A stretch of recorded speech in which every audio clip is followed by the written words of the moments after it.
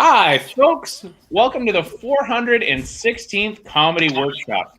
If you've never seen a comedy workshop before, we are an online feedback night in which comedians have been given a random topic. They never like what they're given, they always complain, and then they write about it or they don't, and then we talk about it. That's a pretty good summation of what the workshop is. As always, I should point out the workshop is a comedy safe space, which means that we are all trying to be funny. Sometimes we might say things that offend. If we do, we apologize. We'll try to fix it. But please don't cancel us. Is really how that speech goes. I am just speeding through these notes. Other than that, comedians, you're welcome to give each other feedback after sets. And if you're watching from home, you can comment and we can display those comments.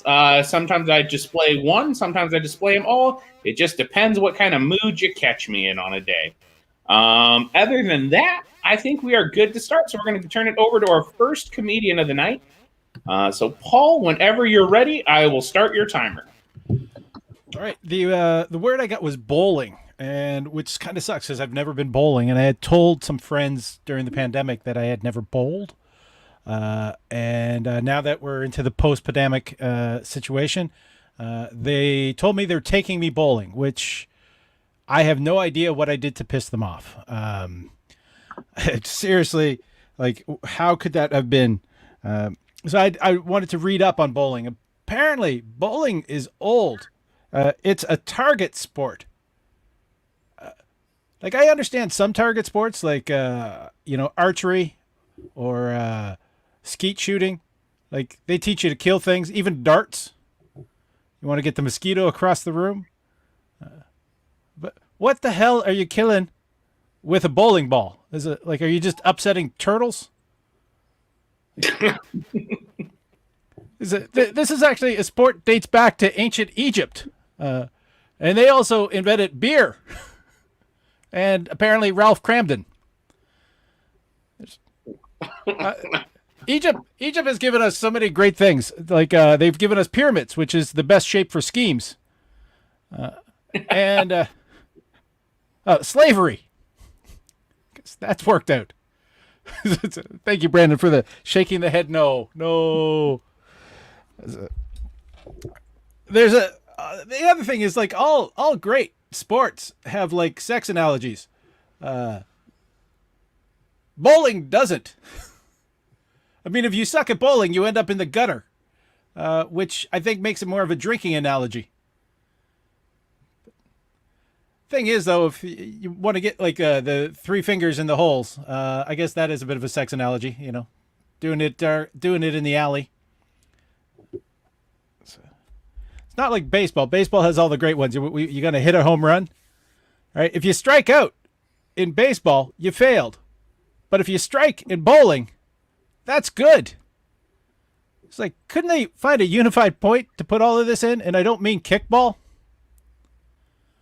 This is basically all I had on it so far. All right. Nicely done. We'll let our comics give some feedback. I liked it. That was a lot of good. I mean, especially if you haven't actually bowled. I mean, there's a lot of. I bowled my entire life because my parents were into it, so I know all the crazy analogies, the turkey, all that kind of stuff. But yeah, that was really good. I liked it. Thank you. I just like the idea. The image that you created for me was like you sitting around with your friends, all worried about COVID, and you're like, I've never bowled. Like, you're giving deathbed confessions. Look, I've never bowled, and now, like, you have to bowl. Like, I do like that. That's like the hill that they decided to die on. You've never bowled? Oh, we're going bowling. Yeah, and then you're like, why? Are we poor? Did we become poor during the pandemic? What happened? I think that'd be one of those ones where I'd bring up other things that I haven't done that I want to do. Like, I've never had a threesome. Just saying, you know. I mean, but you want to confess that to your friends? You've bowled in your life, Brandon. I've had threesomes, so it's all. I mean, using the other hand doesn't count. I mean. I've been called out. Any feedback there, Finger strength. Isn't finger strength important for the big fat ball? Canadian, we do candlestick. Oh, that was the other sex analogy. It's like you could either knock down 5 Remadex women or 10 Twiggies. But what was the name reference that I didn't get? Ralph Cramden. The Honeymooners. So, like, Fred Flintstone was based off of To the Moon. Flintstones was based off of the Honeymooners, and it was like he would bowl and he would drink. That was oh shit, why am I blanking on his name? Famous American comedian turned actor. Oh, I just remember Ralph Cramden. I don't uh, remember what his name was, the actor, but I know he always said to the moon. That was the other thing he always said. He was going to punch his wife to the moon. One of these days, Alice. To the Jackie moon. Gleason is who you guys are Jackie talking Gleason. Yeah, Thank Jack, yeah, there you go. you. For comedians, we had trouble coming up with the name Jackie Gleason. Yeah, and that's Yeah. a bad sign. Yeah, it's too much pot during the pandemic. Or not enough. Or not enough, yep. All right. I did like you. I didn't know that it was a targeting sport. Yeah, it's Yeah, it's the first line of the Wikipedia page. Yeah, it just reminds me of the stupid ones that like it kind of means it's got to be like the Scottish invented it. Because they also invented like the Curling. one where they're just like throwing rocks, and you're like, don't do that. They invented curling. I have I have an old joke about curling because I'm Canadian and it's required. But I mean, the Scottish invented all the great ones, bowling, golf. golf. If you've never heard Robin Williams bid on golf, you're missing out. That's probably the best thing he ever did. But, no. yeah. And we do this once? Fuck no! 18 fucking times!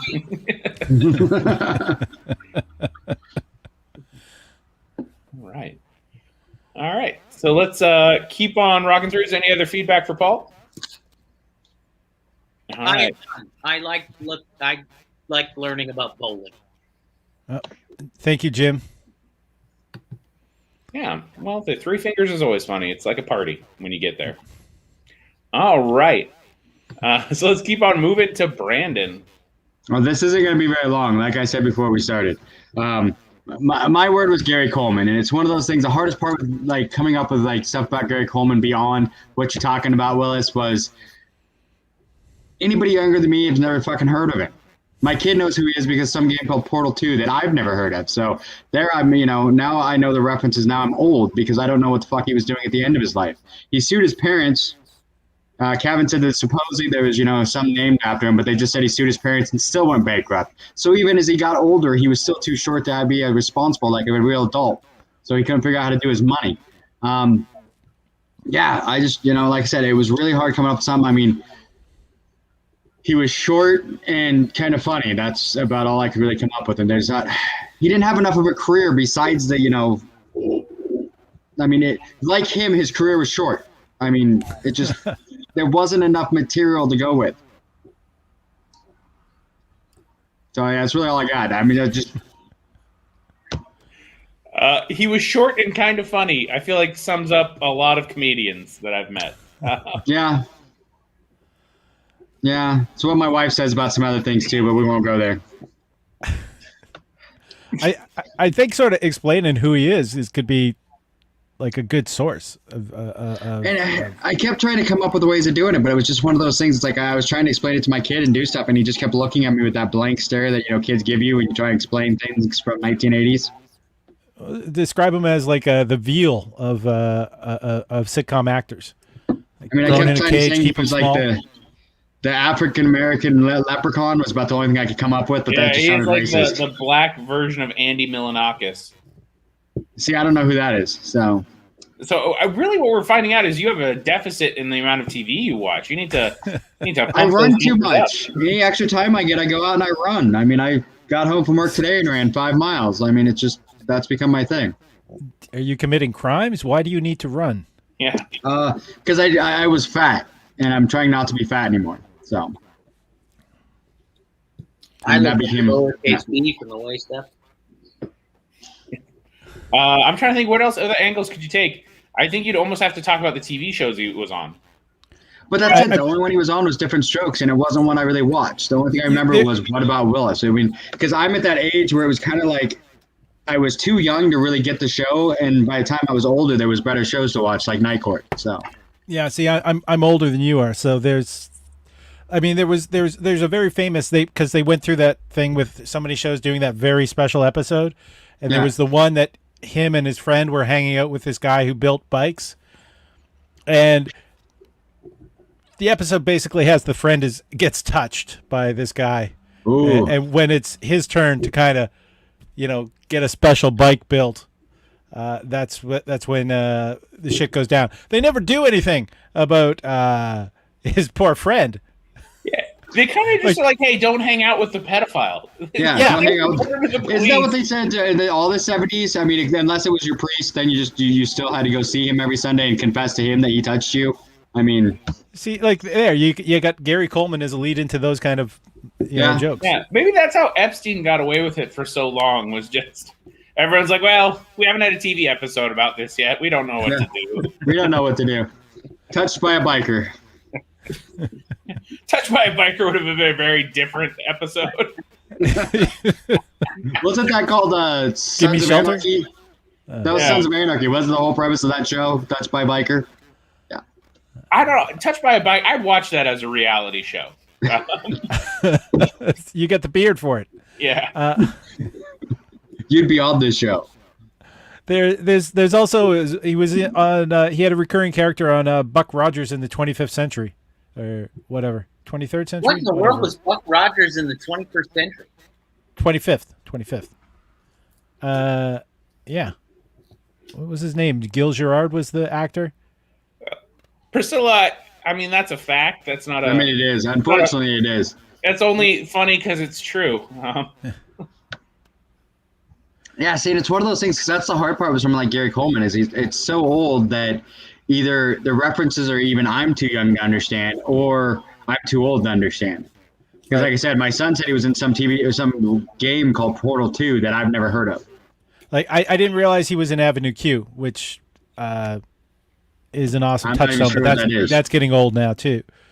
But I mean, he also they did a reality show about him, didn't they? Because of the fact that he was working as a security guard. Yeah, I think he was also on like episodes of The Surreal Life.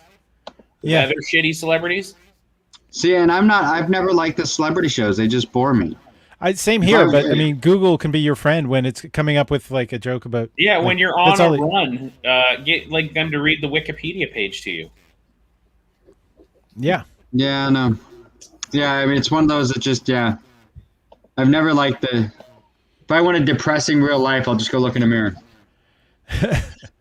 Like I like with bowling, I mulled over it for 2 days, and then I read the Wikipedia page an hour ago, and that's where I came up with the jokes. And see, that was the problem. I read Gary Coleman's, and I'm like, there was just nothing there. I mean, it was just like he was on different strokes in a couple random shows I've never heard of. Well, that's because any joke you write about him is literally punching down. Yeah, literally. Physically as well. All right, we're going to keep moving. And Michael, we're going to bring you on up whenever you're ready. Okay. Maybe in real time. There we go. So my word was drunk people. And oh, my people. I didn't really have any material about that. So what I thought is instead of me as a drunk talking about this, I would rather talk to drunk people and explain to them what they're doing wrong. I don't know if you know much about alcohol, but symptoms of intoxication at higher doses include slurred speech, trouble walking, and calling Suzanne again, who, despite repeated attempts, doesn't want to see you attach jumper cables to your nipples. Complications from overconsumption may include seizures, low blood sugar, and being unable to get an erection around Suzanne without the use of jumper cables. Drunk people tend to show emotion more radically and may result in needing a shoulder to cry on. But it'll be Daryl's shoulder. He switched seats with Suzanne because she got tired of the subtle nudges against her legs with the swinging jumper cables under the table you wanted her to take as a hint. Some religions actually consider alcohol consumption a sin, much like murder, suicide, and being out of reach of the car battery despite a solid jumper cable nipple connection. Alcohol is metabolized by the liver, Electricity is metabolized by the nipples. Bring the car around, Suzanne. You're hooked up. Drinking and driving is illegal, and if caught, can sometimes lead to jail time. Shooting electricity through your nipples is not. And Suzanne's sober. Please bring the car around.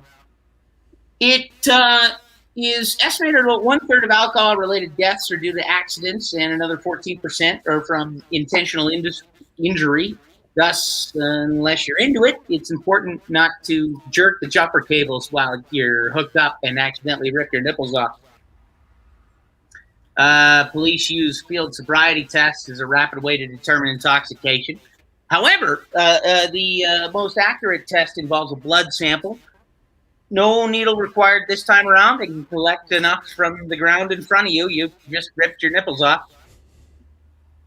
High consumption of alcohol can induce vomiting. It's not why Suzanne is vomiting, though. Remember, she's sober. You just ripped your nipples off. Alcohol comes in many different forms, and all can be purchased at liquor stores. You can't purchase Suzanne's silence, however. She's refusing the $50 you're trying to give her not to tell anyone you ripped your nipples off. The province of Ontario did a study in the early 90s that found out of 2,154 catastrophic injuries during that time, 346 involved alcohol consumption. I urge you to think about a single time you've ever wanted to rip your nipples off in front of Suzanne with jumper cables while sober. Many animals can get intoxicated off fermented fruit, and considering the amount of liquor you've consumed after that raccoon that just ran off into the long grass with your ripped off nipples eats them, they will be shit-faced. Control of alcohol intake is important, as it could be ultimately fatal. Remember, you only live once. You only have one Suzanne. You only have two nipples. Wait, no you don't. You ripped your nipples off with jumper cables. The raccoon has them now. Drink responsibly. So I figured I'd put that out as a valuable PSA. All right. I think a man who came prepared. Yeah. I think you need to call the jumper cables attached to the nipples, like give it a sex act. Is it called the hard start? Is that what we're going to go with for the name? Ooh, I like that. I like the hard start. Niplicity. Yeah. But I think I would love to watch this go in a live set, just to watch an audience be like, oh, ha, ha, ha. And then like, son of a bitch. And then a groan. And then back to ha, ha, ha. And I would love to see that interaction with them throughout that set. Yeah, I felt it go too far, but then was laughing again with it. Yeah. Yeah, I agree. I loved it. It was just like you said, it would go too far. Is it something you tried live? Right. Sorry, I didn't mean Was to it cut you something off there, you tried Brandon. live? Go ahead and start again. Oh no, it was my computer did somewhere and lost you for a second, and suddenly popped back in. No, I was just saying, yeah, I liked it. It did. I agree that it kind of seemed like you went too far, almost too far, but then it was like just enough. You kept bringing us to the edge and then bringing us back. It was good. I loved it. It was good timing, good everything. I kind of like that as a shitty pun. People who drink too much are also arrested for battery. Yeah, I dig that. Which doesn't involve a hard start. Yeah.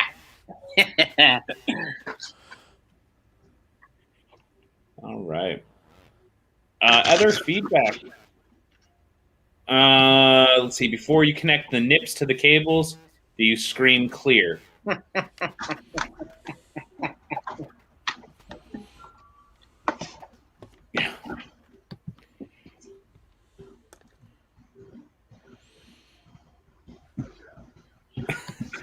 I don't know. Priscilla said, "Beat people, if this will ever display, will just be like, mm-hmm." Yeah. It's always good to know who's secretly into weird fetishes when you're doing a show. It makes the meet and greets so much better afterwards. If anyone offers you a violet wand, right. by the way, it'll do less damage to your nipples. All right. So Brandon, when you do all your running, do you Vaseline those bad boys down so you don't have to get chafing? Oh, so you just I just let him go. He raw dogs those nipples. I'm just trying to make it awkward for you and shame you for running. No, it's part of the joy of it. I mean, you got to get the nipples all nice and rubbed up so that the when you clip the electricity out of it gets better. Oh, they're rubbed down. Oh my God, it's like a worry stone when you run. You just took the fingerprints off your own nips. All right, Yeah, and it gives a better connection when you hook them than jumper cables. It's the devil. And a big thank you sorry, to Priscilla. I didn't mean to shame you. The workshop is a kink shame free space. All right. So I will.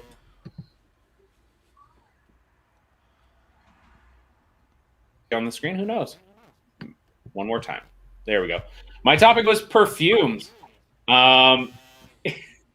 And I don't know. I think perfumes have always got such a storied history. They go all the way back to ancient Egypt. In fact, the first story involving the baby Jesus involves 3 dudes traveling all the way to see him, and 2 of them brought him stuff to smell good. I think that was just them admitting, like, hey, man, this is a baby and it's going to smell a lot like shit for a while. They just did nothing about the fact that the savior of mankind was born in a manger. Instead, they just basically got potpourri for the room. Couldn't have traded that in for some room lodgings, all right? They couldn't have kicked one person out for the newborn mother. No, they couldn't do that at all. But they were like, let's get frankincense and myrrh, 2 things that babies classically do not use. I don't know. I think it's funny. I get people that are like, I always hate guys that think that they're too macho for perfume or for smelling good. They're always like, it's pretty gay to smell good. That's weird because if you don't use perfume to smell good, all you do is smell like balls. All right? You just smell like giant, sweaty balls. And that's more gay. Like, I don't know how your homophobia transcends into scents that you would think it's more manly to smell like testicles all day. I would much rather smell like lavender than the thing I supposedly hated there, Todd. All right? Like, which would you rather have? I also think I learned a lot about perfume making, and I think it's weird that a lot of our perfumes come from, like, the scent glands of a beaver's anus or from whale vomit. And that's all I can think of is the first person that rubbed that stuff on them was just really happy it smelled good. There's a guy that just totally got caught doing something weird with a beaver, and everyone was like, hey, are you fucking around with a beaver? And he was like, no, it smells like Chanel. And then everyone just bought his lie. Like, I just don't understand how people can judge dogs for sniffing each other's asses when we will pay money to get vomit from a whale, get some ambergris, and just rub it on ourselves and pay for that privilege. I don't understand how that's more popular than just being like, hey, there's a butt. I like butts. I'm going to go smell a butt. I'm going to end on that because I just don't have a ton on perfumes. But I like butts. The end. Don't we all? I agree with Priscilla. I like it very much. You smelling like testicles is you're not going to attract. You're going to attract people who like the smell of testicles. Well, to be fair, I don't think anybody's like, I'm gay because I like the balls. I like that smell. Nobody has ever said that. You actually taught me something. I did not know about the whale vomit thing. Ambergris, a solid waxy substance originating in the intestine of the sperm whale. In Eastern cultures, ambergris is used for medicines and potions and as a spice. In the West, it was used to stabilize the scent of fine perfumes. I had no idea. If you find like one of those balls on a beach, you could retire, like, or at least spend 3 years not working. They're ridiculously profitable. Yeah. See, I was surprised when you started talking about the anal glands of the beaver or whatever. You didn't go down the road of that. That's also where they get the taste of vanilla. Strawberry is comes from the beaver's anal glands too. Yeah. Artificial strawberry, which is there's a couple of random weird tastes that come out of there too. So it's like that, yeah. So that's why I almost would have gone with this. Not just the smells, but it's like, hey, it's a, can also get the taste of, yeah. When I'm at McDonald's and I'm eating McDonald's hamburger, drink a beaver's anal gland and taste that milkshake or taste the rest of that hamburger. That can't be right, Jim. Is that? Yeah, that can't be. I was used to increase menstrual flow. Why would you want to increase it? I mean, actually maybe if it increases, it's over quicker. Well, some people there are some magic that actually uses it in magical. Don't ask why I know this, but they use it in magical ceremonies. That and semen, but that's weird questions you don't want to answer. I also feel like 4 guys are just very baffled. They're like, wait. Can you bleed out? Is there a finite amount of blood during a period? Is that it? There's just yes. None of us understand how it works.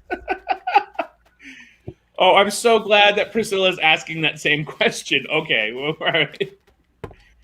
We at least have a female presenting person that's like confused, just like we are. Oh, so. Wow. A lesbian once told me I had to learn to like pussy by tasting my own. I said. Yeah.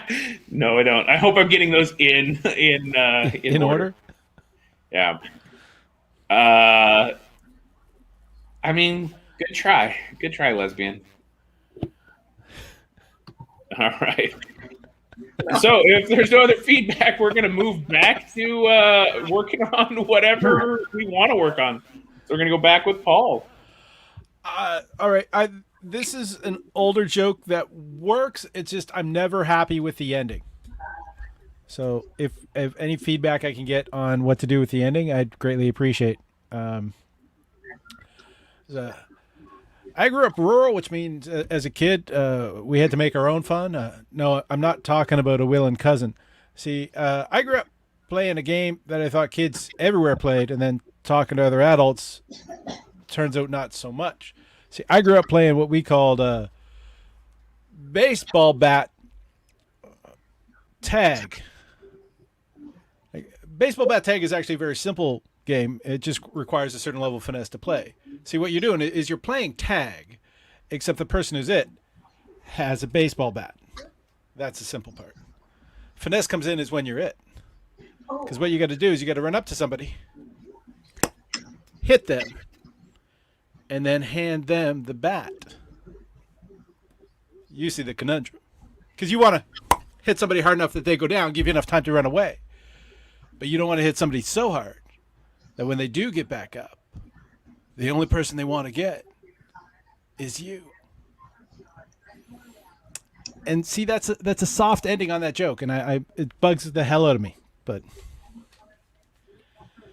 it's Jim's comment there is pretty good. I did want to address Priscilla mentioned the Prince Albert piercing. Do you know why it's called the Prince Albert? Because he had one? Allegedly, he had one. Because the British naval uniform at the time was very baggy. And so those unfamiliar with the Prince Albert, it involves a sounding rod stuck up the urethra and a hook coming out at the end of the penis. And part of the reason was it wasn't in polite company that the sailors could pop a tent in their big baggy pants.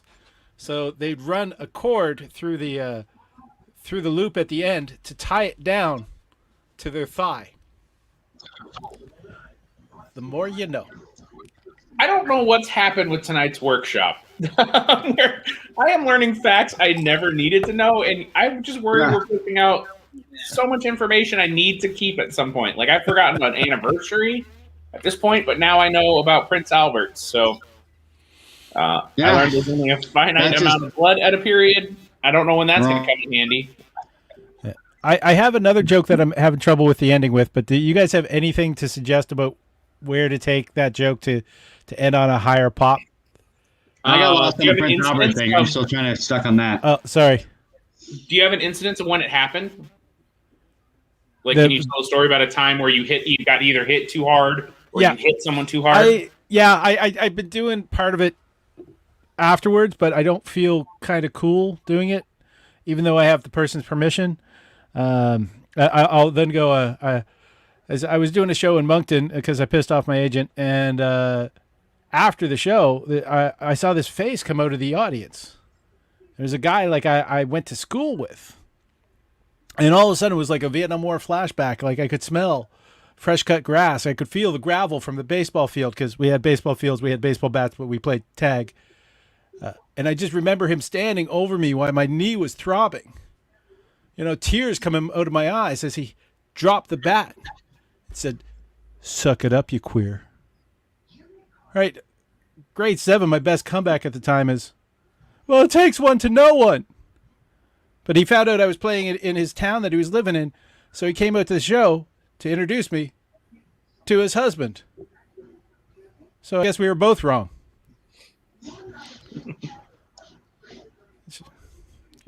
It's a big bad word in there that doesn't really need to be, but I mean that was what was said at the time. I think we could even lean into like that game is brutal. Like, did you guys then go play something a little bit more sensitive and soft, like lawn darts, or something like that? Who's going to be goalie? Yeah, did you play like hot? We did play lawn darts with an actual hand grenade. What happened?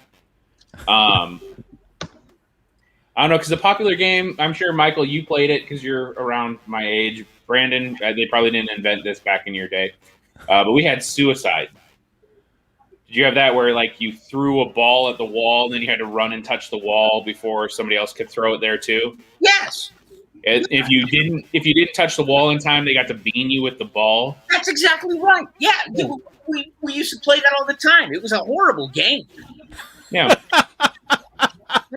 I committed suicide at least a dozen times. Yeah. I forgot all about that. Yeah. And then you just always have that one friend that like would make a rule that you couldn't look. So he just always bean you in the balls. You had to have your eyes closed or something like that. Yeah. My goodness. I remember that. Yeah, I think you could just lean into like this is how dumb, or the fact that any of you survived into adulthood is amazing. I have other jokes to reference how bad my left knee is because it was like I've dislocated it since. You should just tell people, "Oh yeah, I didn't go play college football because I had an old baseball tag or baseball bat tag injury. Yeah, kept me out of the war." Kept me out of the war. Yeah, no, that's What about stupid guy games like Come on a Cracker? How do you know about that? Wait a minute. Come on a cracker to me, please. I've never played that one. Is it as simple as it sounds? Do I just go grab a cracker and then jizz on it? You were in a group of people, and the last one to nut had to eat it. Just like why would that be the game? One cracker? Yeah. Like you realize there's one person who wants to lose. That's yeah, that's fair. They just have to not be too excited. By watching everybody else. Yeah. I refuse to believe those are actual games. Like, what is the reward for winning this one? At least baseball bat tag, you're like, oh, I crippled Jonathan. He's never gonna walk right. See the way I got a hearty snack. I don't understand. Well, we played what we called suicide was when you took the lawn darts and you just threw them up in the air and see who could, dodge. Oh, so you guys played actual suicide? Like, yeah. I have a set. You want to come over? Yeah. Yeah. I literally have a set sitting over there that's still in the box. I can't sell them because I've tried selling them on eBay and apparently they're like illegal. Is that Craigslist then? You can sell the box. Aren't lawn darts kind of an old cliche? Yeah, a little bit. Yeah. But Greg Morton has the best joke on it. Sell the actual darts. Sorry, Paul. I want to hear the gag about long darts. Greg Morton's joke? Yeah. It was just basically he does a thing about games that used to kill us.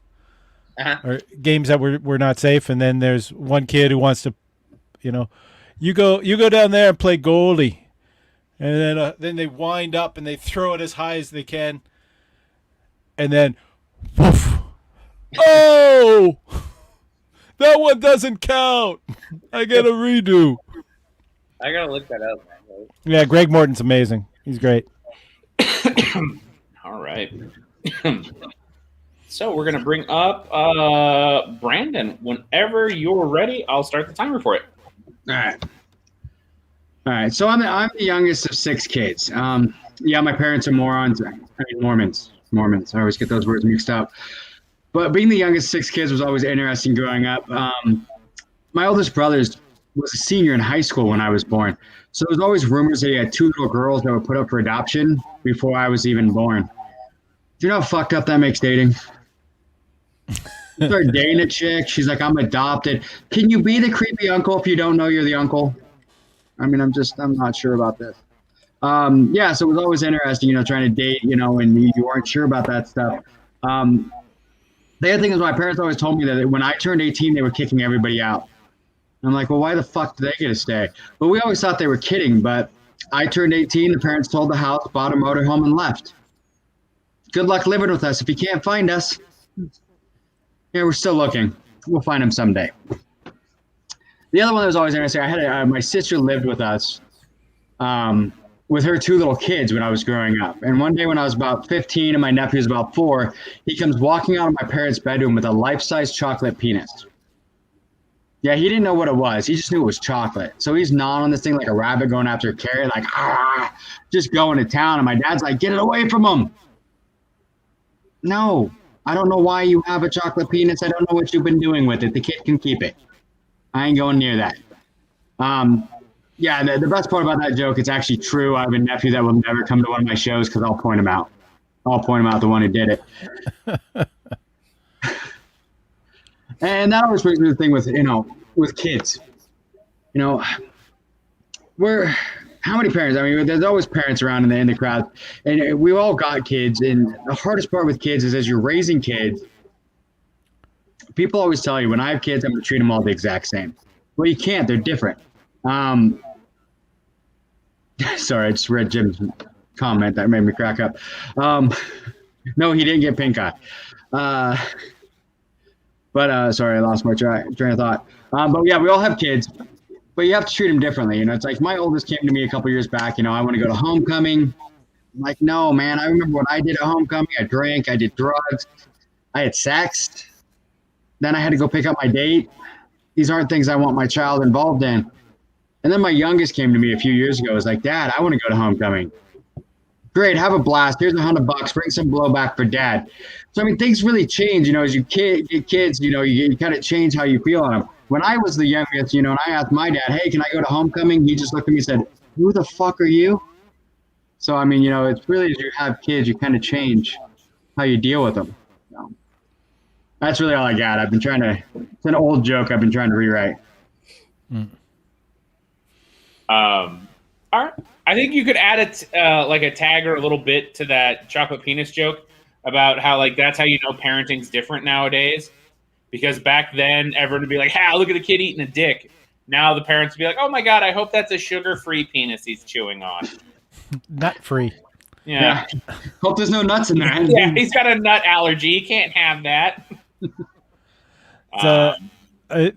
Is your eldest a girl compared to your youngest being a boy?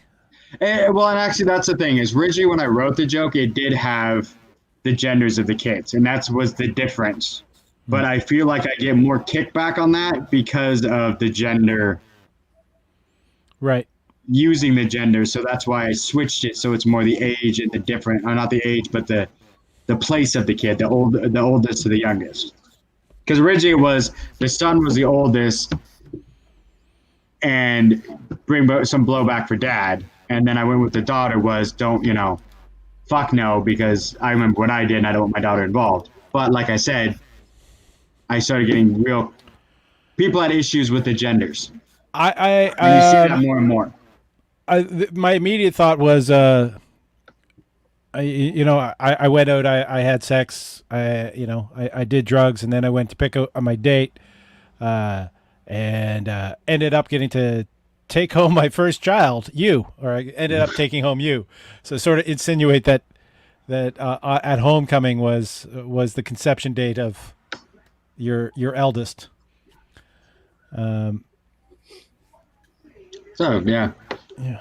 The joke about your eldest brother having two daughters that got adopted. Maybe come at it from a different angle, as in usually the like humans are tribal, so we're attracted to people who look sort of like us, which was dangerous for me in high school because my brother allegedly has two daughters around my age who were adopted. And I don't want to be staring in a girl's eyes going, oh, this is a pretty eye. Oh, God, they look familiar. Yeah. Sort of like a spin like that on it. But Yeah. weird uncle, like, Jim's right. The weird uncle is a great line, but you can still bring that in. Yeah. It's I also made a note when you did your parents left you in a motorhome and said like, haha, try to find us. I think you could even tag back that you're Mormon and be like, we're Mormon. I had so many siblings. It's just like they left a trail of breadcrumbs to them. They like accidentally Hansel and Gretel'd themselves. Yeah.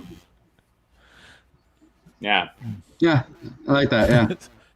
Like I said, it's an old one that I kind of threw away that I've been trying to bring back a little bit. It's easy. They were parked in the parking lot of Kingdom Hall.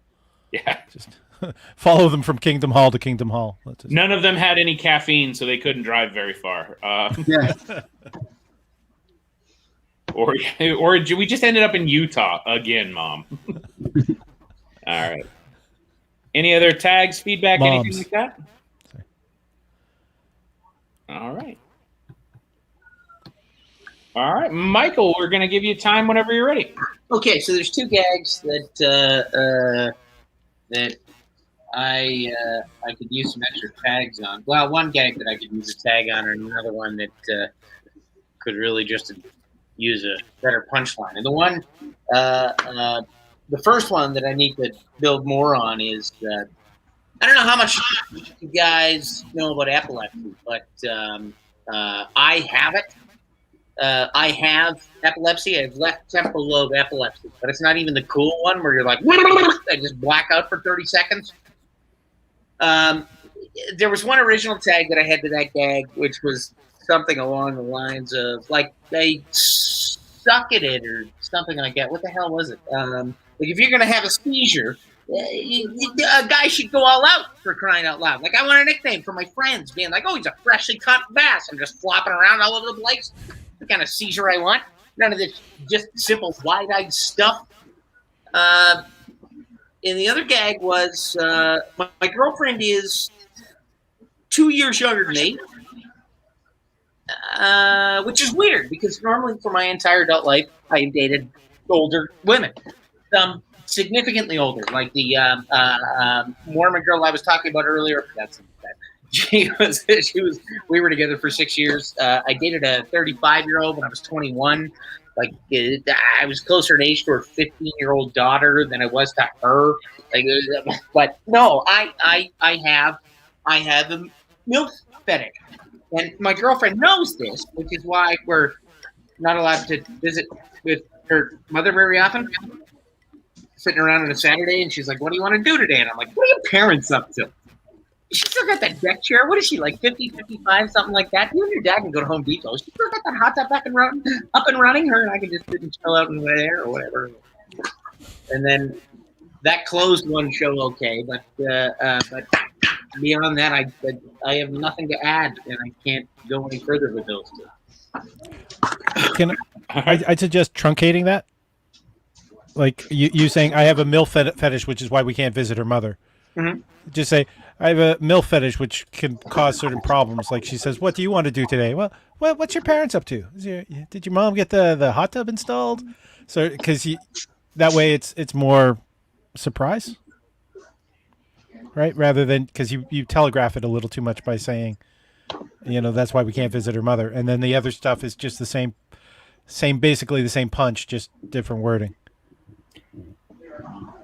And I think you could also take it a step further too with like, are you now worried that as you get older, that's going to be like, what if it stays? You have a MILF fetish, and you're like, that now means I like younger women, or am I going to be transitioned into GILFs?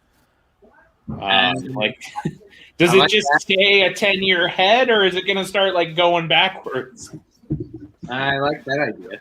Yeah.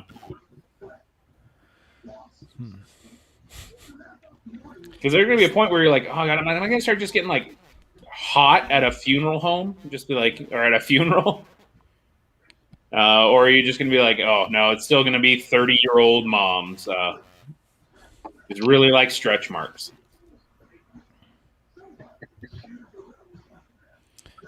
Yeah. Well, okay. Hopefully no one I know is watching. I broke up with my girlfriend of 5 years just over the pandemic. And I just started seeing someone who admitted that they had a crush on me for like 10 years. And they're younger than me. And I'm saying, well, let's do the math. Make sure it's like not creepy younger. And she's over that. And then we decided to do the math for like 10 years ago when she had the crush on me. And no, it was not safe. Half your age plus 7, that one. Jesus. Yeah, I know. I'm an old man. If you have to do math in your relationship, it's a bad relationship. Yeah. That's true with any math. That's why I just don't do taxes. All right. Other feedback. Oh, the epilepsy one. So I do have a seizure disorder too. So I always find epilepsy jokes and new takes on them are good. I think you could flesh that one out. I'm trying to think what angle you take because I also have a not the grand mal style seizure. So everyone's always like they get disappointed when they see my seizures. And they're just like, oh. What is the name for that type of seizure? It depends. Okay. It depends. Like mine's a tonic-clonic, so I have a jerk, and then it's just like a computer restarting itself. And I'm sure I don't remember what you said yours were, Michael. I actually have no idea what the name of it is. Okay. I just know I have left temporal lobe epilepsy. I don't know what the seizures are called. Yeah. So if you can describe how it is, like it's so like my seizure isn't flopping on the ground, it's more like me spacing out. And every time I space out, I'm not having a seizure, but it's a great excuse for my girlfriend. Sorry, honey, I was having a seizure. I didn't hear.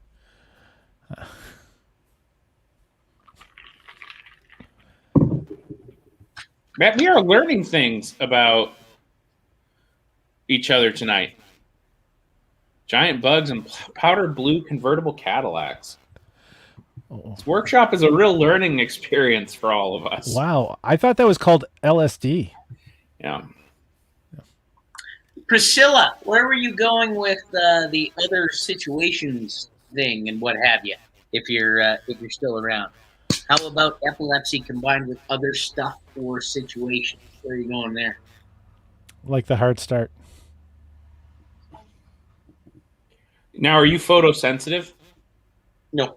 There's no trigger or anything. It just kind of happens. Yep. I'd like. Would you lie to a person about a trigger? Just I think I would actually be like, actually, it's if people touch their face too much, I'll have a seizure. It's weird, so don't do it. And then just watch them throughout the night progressively try to not touch their face, just as a social experiment, just to see who really cares. I would do that. I don't know. I don't remember face consistently to try and make you have a seizure, just because I think it would be funny.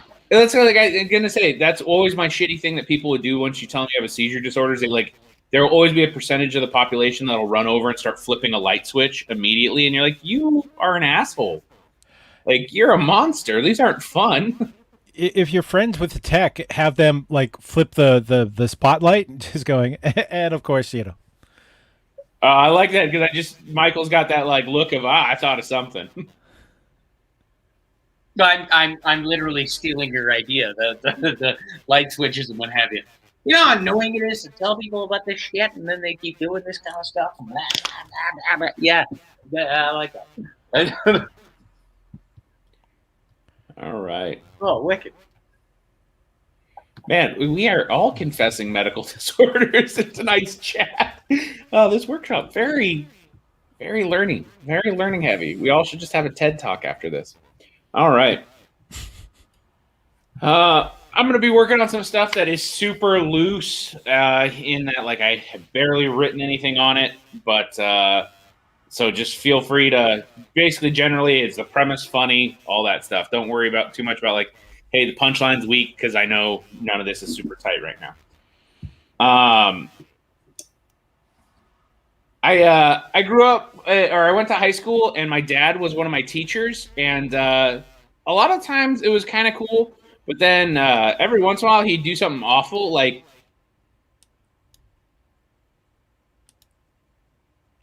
one time to point at me on fire. He was a metal shop teacher, and I was wearing a sweater, and he said, "You need to take that off. That's flammable." And I said, "No, my girlfriend made this for me, old man, and you don't understand how love works." And then he just called everyone around and said, "You don't understand how fire works," and used the propane torch striker to set me on fire in front of everyone. And let me burn for a good couple minutes while I'm just batting at the flames until he finally knocked me down and hit me with the fire blanket. And then he said, "That's why we don't let you wear stupid shit in the metal shop."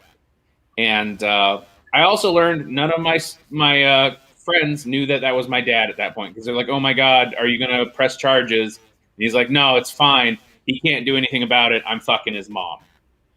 And everyone was like, "Oh my God." And I was like, it's true. I was like, that's what made high school really tough, is when you find out that your high school bully is your dad, who's also your metal shop teacher.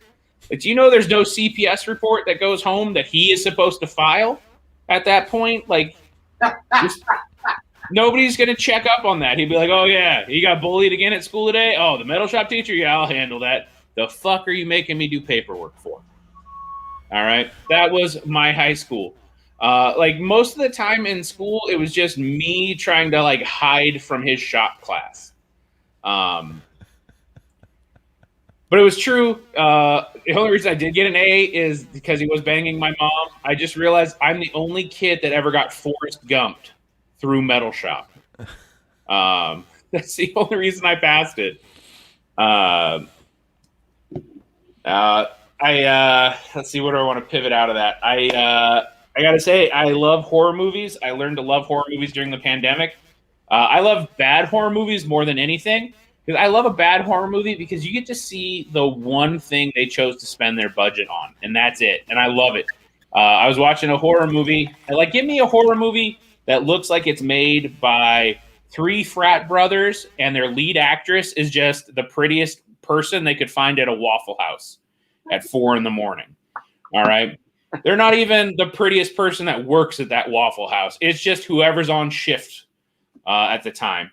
And I love those movies because they have this quality, where I was watching one the other day, and it was a werewolf movie, and this Waffle House waitress is just running around this forest, and a werewolf attacks her, and then all of a sudden the werewolf turns, and you just see the werewolf's dick. And I'm going to say, that was my favorite part of the movie. Like, I paused it, I applauded, and I immediately looked to see how many Oscars it won. And it's not because I'm like, oh, I like wolf dick. That was not a new fetish I have. But I just knew that's where they chose to spend all the money. All right? And I don't know if you assign the best prosthetic artist you have on set or the worst to make your werewolf cock, but that person was truly a Picasso of the penis. All right? It was really just a Michelangelo of man meat. I think they were the most talented person. And you got to admire the artistry in deciding to make that, because they had to go to art school. They probably had a strained relationship with a father or something at that point in their life. They probably could have sold out to Big Dildo. But they decided no, they had a dream and they wanted to see it on the silver screen. So they probably got kicked out of like dog parks trying to get reference photos for this movie. Is probably what happened. They're just like not allowed within 100 feet of a PetSmart just because they cared that much. And I just imagine the day shooting Wrap, they call up their wife and they're like, honey, everyone loved the dick.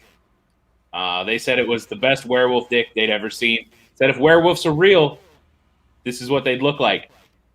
And, honestly, sweetie, I was shooting in the dark for a bit there. I just took a tube of lipstick and put fur around it. But we made it. Fire up the steaks. That's what we're having tonight. They go home. He's eating his victory steak. He's telling his wife about it. She's proud of him. This 14-year-old son could not care less. He's going through a tough time emotionally, physically. He's confused about his body. He's not proud of what his dad does. And he's like, Dad, do you always have to talk about dicks? And the dad just slams his head on the table and he says, you shut up and you eat your steak. Dicks put steak on this table. You eat the dick steak right now. I make dicks for a living. I didn't make a little asshole. And that's the end.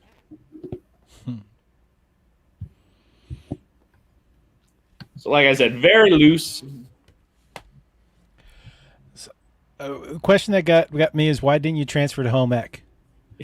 There should be like some story about you being hauled out of home ec, or the home ec teacher saying she doesn't want to die on that bridge. I like it, yeah. Or I could just do like I was like, it was an easy A, but like I knew he'd find me. Sometimes you just let the bully get it out of their system. But, yeah. There was also one phrasing that if you switched it would adds a surprise to the end and goes with the alliteration. You said Picasso of the penis. Why not penis Picasso? Oh, I like that a lot better. I actually did. I made almost the identical note. Picasso is the funniest name to use, but it also doesn't really make any sense in that context because his artwork was so out of whack, long and floppy. But yeah. So your idea is actually the fun one. Anyway. Yeah, because you could add. You could even do a third one. I just thought of it. The Salvador Dali of dongs. Salvador Dali of dongs is alliterative and quite fun. But yeah, you want to keep the artist name at the end, though. Yeah. Yeah. Or I guess I think I agree with the Picasso one. That rolls a little bit better. Yeah, but you can hit dongs. It's the Salvador Dali of dong. Like I don't know, that one might work. Also, Dongmeister Dali. Salvador Dali is sometimes just called True. Oh yeah, that's right. What was the one that was comment on? Oh, the dick comment. Where you were talking about the what's his face, the werewolf's dick or whatever. The way that I probably would have played that is not saying anything, and instead just stepping away from the microphone and then giving like a fucking slow clap or something like that. Yeah, an act out there would be really good. Yeah. I don't know what your style is, so I don't. Yeah. Priscilla saying Chien Andalou, which is a famous. The Pollock penis. But yeah, the Chien Andalou is famous for cutting a girl's eye open in the film, but it was actually a cow's eye. That was Salvador Dali, and I can't remember who was the other person. I hate that I'm learning things in this.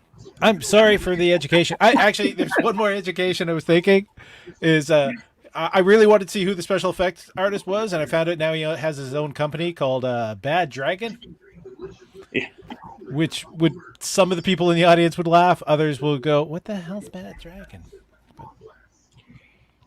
I could even just tag that and be like, if you don't know what that is, Google it when you get home. Google it in a public space. Yeah. Take out your phone right now. Google it. We'll wait. We'll check back in. Yeah. All right. Anything else? I feel like that the start of that dad bit. I feel like that story is too clunky as written right now. I think it needs to. It doesn't have a nice flow to it. Can you just give us that 30 seconds or whatever it was? Oh, just a bit about him setting me on fire. I just feel like it's like it doesn't get like the funny part is like I don't know how to get quicker to the like your bully is a parent and a teacher. Well, you mentioned that he's your dad beforehand. Yeah. So don't. Not until the blanket is on top of you, or until your friends are going, you're being bullied. No, that's actually my dad. My dad was the shop teacher. Yeah. Or that's how my friends found out that the shop teacher was my dad. Yeah. That'll work. I think I'll maybe give that a shot. Rewrite that and see how that fits. All right. Did we in an hour we got 4 sets run or 8 sets run? Hell yeah. So where can we see you folks? Where can we what you got coming up? Paul, where can we find you? Where can we see you? I just put my link tree in as my name, so it's linktr.ee. I have a series of different shows that I do online as well as performing live in and around or based out of Montreal. But I've got a relationship show, which I do with burlesque performers on Sunday night. Monday at 6 p.m. I'm the Love Doctor. Or no, sorry, that's the Love Doctor Sunday night. Monday night, I'm interviewing Jim Mandrinos, the author of The Complete Idiot's Guide to Writing Comedy, for They Talk Funny. It's an interview show about writing comedy. Tuesday or Monday night. Sorry, no, that was Tuesday night. Monday night is BattleCom, which is a geek comedy game show, which involves task writing, and we get some fantastic comics coming up. And the audience actually votes live to decide who wins each round. Yeah, that's pretty much it. All this stuff can be found in the link tree. Okay, Brandon, where can we find you? Where can we see it? I put my handle there for Instagram is usually where I spend most of my social media. I do have Facebook, but I spend most of time on Instagram. For shows, I have NWCZ Radio's Rabbit Hole. I do Sunday nights, which is a conspiracy realist. Rather than look at the theories, we look at them and look at the facts and point out where most of them are full of shit. So there's that. We do Sunday nights. Monday nights, I have a comedy radio show I do with my son called Love and Hate Radio. And then Thursday nights, I have a Re-Nerdish podcast that I've do with my friend Matt that's been going for 5 years now. So, but yeah, you can find most of that information's on my Instagram. Okay. And Michael, where can we find you? Where can we see it? Wherever this burlesque show that he said is. Just be the guy with a lot of singles. Just throwing them out there. Yeah, you're welcome. We do it live. We do it live on Wednesday nights in Montreal. Excellent. I'll see you in Montreal. I'll hop on a CN rail train tomorrow, and see how fast I can get there. Regardless, in Calgary, I host the Trop Comedy at the Trop on 14th Street every Wednesday night. We got some guest hosts that come in every once in a while, but it's been a great show so far post-COVID. So if you want to come out and see literally the biggest names in comedy in Calgary right now, we're apparently the place to go. So. I'm coming out for Funny Fest next year. Well, then I will see you at Funny Fest. And Priscilla, thank you. You were very helpful. Yes, thank you for our folks watching on Facebook or YouTube. Always appreciate it. You can find me at Cavan_egg or at CavanEggleston.com for all sorts of stuff. Have a good night. Bye.